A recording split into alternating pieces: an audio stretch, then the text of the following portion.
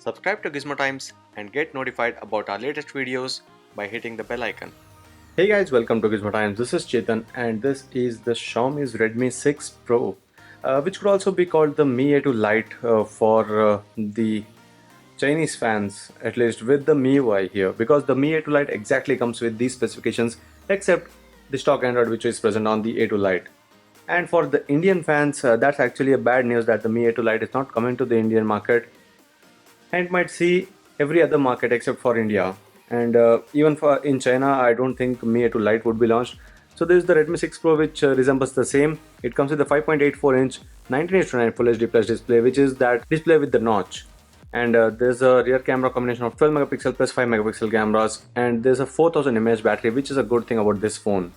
And I got this from China. This is a 3GB plus 32GB variant, and this one costed me about 16,000 rupees with the imports and everything together. And for that price, actually, this won't be such a good phone because it's actually costlier than the Redmi Y2 as well. Because the Redmi Y2 as well comes with mostly the same things except for that display size and the notch on the top. The chipset here is Snapdragon 625, which is the same on the Y2, but the battery here is actually better. So this is the Redmi 6 Pro. Let me quickly unbox and show you what all comes in the package.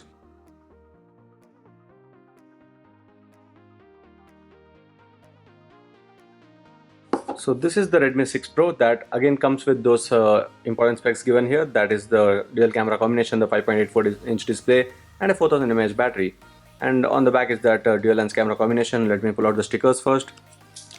And this is the fingerprint sensor on the back, which is quite flat, not regressed, almost to the level of the back panel itself.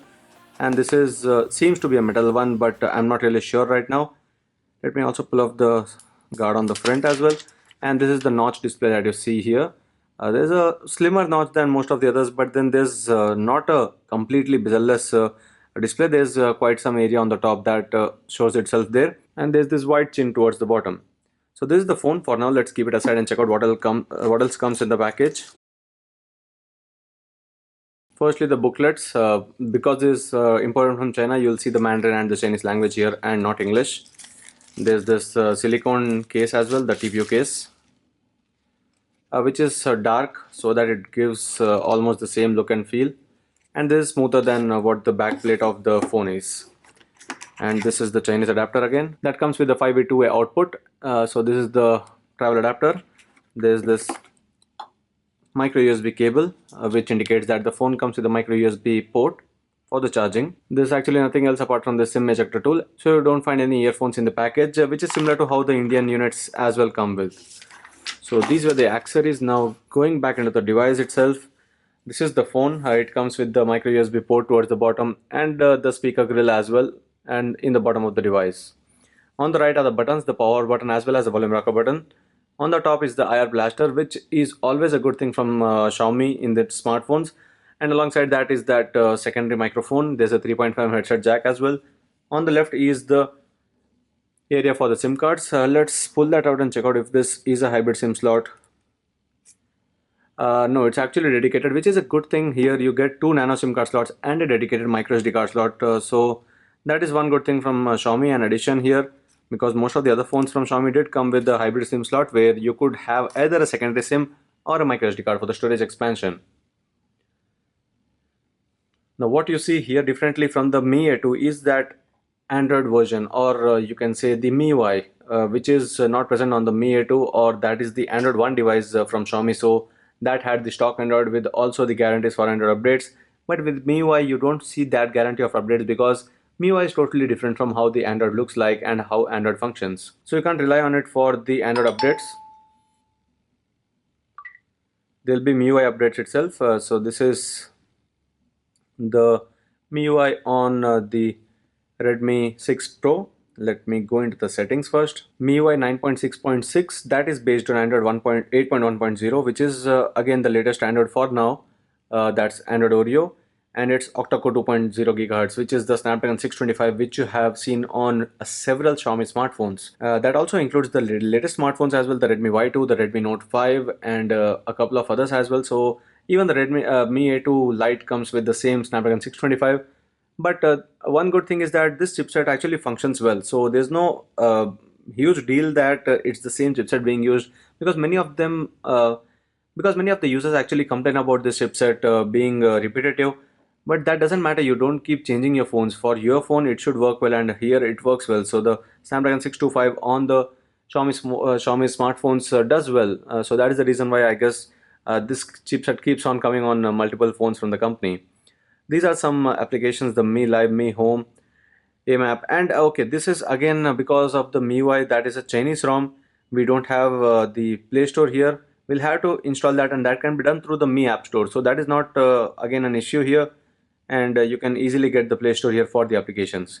So otherwise, everything else seems similar to how the MIUI for the Indian version as well is. This is the camera application of the Redmi 6 Pro, where you see the short video and photo portrait. Portrait takes advantage of the dual lens camera on the back, where you see a 12 plus 5 megapixel combination. And if you go into the video and check out the settings for that, at the best you can capture 1080p videos, which is not similar to how the Redmi Note 5 was. It had 4K video recording option. And if you go to the front facing camera, this is the front camera, which does look good for now. The colors also seem fine on the background. But if we go into the video of this, it can capture the best of 1080p videos here as well. And if you go to the photo settings, under settings you see that the frame can be adjusted from 4:3 to 16:9 and 18:9. So this is an 8 megapixel shooter here, and it can also take portrait shots, but that is a software bokeh because it's a single lens camera on the front of this device. Under the manual you can change only the white balance and the ISO and nothing else. So this was the camera application, and the phone actually looks decent enough, not so bad, and it's not as big as Redmi Y2 or the Xiaomi Redmi Note 5. So it's actually easy to hold, easy to use, and that notch actually saves some space. So this phone is comfortable enough. With that 4000 mAh battery, it doesn't seem that heavy. It's around 178 grams. So it's quite a good device with that fingerprint sensor on the back as well.